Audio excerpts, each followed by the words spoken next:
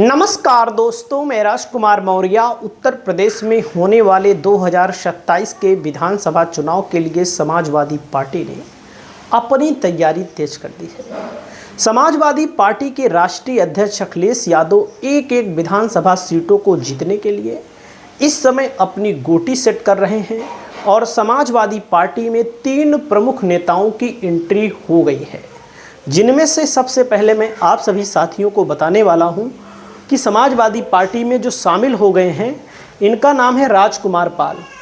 प्रतापगढ़ सदर विधानसभा क्षेत्र से 2019 में विधायक बने थे उपचुनाव में, और प्रतापगढ़ की जो भी विधानसभा की सीटें हैं 7 में से 6 विधानसभा सीटों पर लोकसभा के चुनाव में समाजवादी पार्टी बीजेपी से आगे थी 6 सीटों पर, और एक सीट है विश्वनाथगंज, जहां पर 4000 वोटों से पीछे थी बस। तो दोस्तों, आप सभी साथियों को बताना चाहूँगा, 2022 का जब चुनाव हुआ था तो समाजवादी पार्टी को 2 सीट मिली थी, कांग्रेस को 1 सीट मिली थी, राजा भैया की पार्टी को 2 सीट मिली थी, जिसमें राजा भैया 29,000 वोटों से जीते थे, और जो बाबागंज वाली सीट है जहां पर विनोद सरोज विधायक हैं, वहां पर समाजवादी पार्टी दूसरे नंबर पर थी। 15,000 वोटों से समाजवादी पार्टी चुनाव हार गई थी। अब राजकुमार पाल को लेकर मैं बता दूं, सदर विधानसभा क्षेत्र से समाजवादी पार्टी के 2027 के गैर यादव उम्मीदवार हो सकते हैं। गैर यादव इसलिए कह रहा हूं कि यादव के तौर पर यहां पर मुन्ना यादव हैं, समाजवादी पार्टी के पुराने नेता हैं, लेकिन 2027 में बताया जा रहा है कि समाजवादी पार्टी बहुत कम यादवों और मुसलमानों को टिकट देगी। हालांकि देगी जहां पर अच्छी खासी संख्या होगी, और क्योंकि सदर में यादवों की आबादी इतनी अच्छी नहीं है जिससे कोई समीकरण सेट हो पाए, तो इसलिए समाजवादी पार्टी से राजकुमार पाल को लड़ाया जा सकता है। जो कि मैं आपको बता दूं, जो 7 विधानसभा की सीटें हैं प्रतापगढ़ जिले की, सभी विधानसभा सीटों में कहीं पर 15,000, कहीं पर 20,000 पाल की आबादी है। जब पाल की आबादी में से एक को टिकट मिलेगा तो अन्य विधानसभा सीटें भी प्रभावित होंगी। और आप सभी साथियों को मैं बताना चाहूँगा, अगला नेता जो शामिल होने जा रहा है समाजवादी पार्टी में, शामिल का मतलब है शामिल हो गया दोस्तों, अगला नाम आता है नसीमुद्दीन सिद्दीकी का। नसीमुद्दीन सिद्दीकी समाजवादी पार्टी में शामिल होने जा रहे हैं। बहुजन समाज पार्टी के बहुत बड़े नेता थे, यानी कि बसपा की सरकार में इनको मिनी चीफ मिनिस्टर कहा जाता था। पूरे भारतवर्ष में इतिहास रहा है कि 18 मंत्रालय किसी को नहीं मिला, किसी की भी सरकार में नहीं मिला। भारत का सबसे बड़ा रिकॉर्ड, इंडिया का सबसे बड़ा रिकॉर्ड इन्हीं के नाम दर्ज है। मायावती जी की सरकार में 18 मंत्रालय इनको मिला था। इनकी ताकत का अंदाज़ा आप लगा सकते हैं। लेकिन पिछले कुछ समय से इनकी राजनीति बेअसर हो गई थी।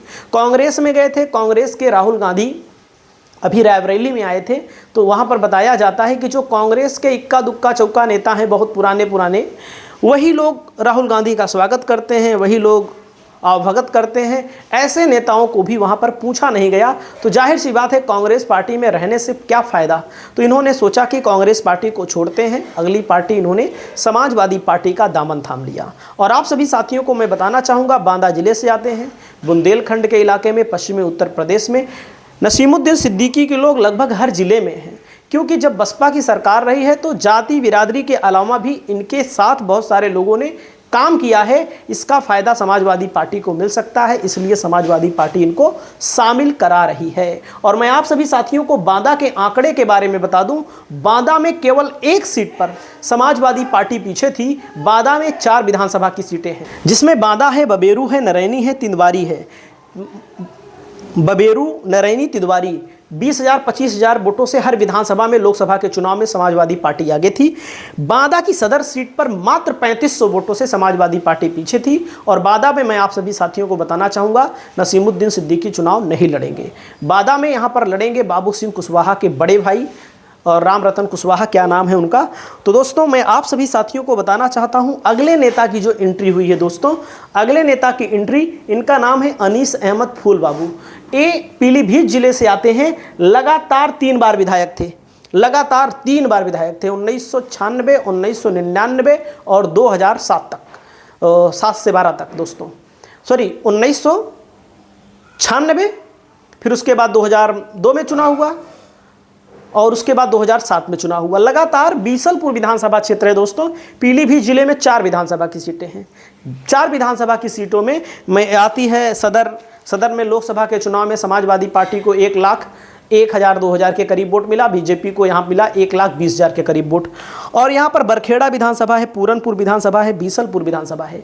बीसलपुर विधानसभा क्षेत्र से समाजवादी पार्टी इनको मैदान में उतार सकती है। हमारे आंकड़े में अगर आएंगे तो समाजवादी पार्टी पीलीभीत में कम से कम 2 सीटें जीतेगी, बांदा में पूरी की पूरी 4 सीटों पर मजबूती से चुनाव लड़ेगी और चारों सीटें जीतेगी। हकीकत में बता रहा हूं, भले लोकसभा के चुनाव में बांदा में पीछे थी, लोकसभा का चुनाव अलग है, विधानसभा का चुनाव अलग है। विधानसभा में सपा और मजबूती के साथ लड़ेगी और प्रतापगढ़ की 4 विधानसभा सीटें समाजवादी पार्टी 2027 में जीतेगी। वो 4 सीटें कौन सी होगी उसको भी मैं आने वाले समय पे बताऊंगा।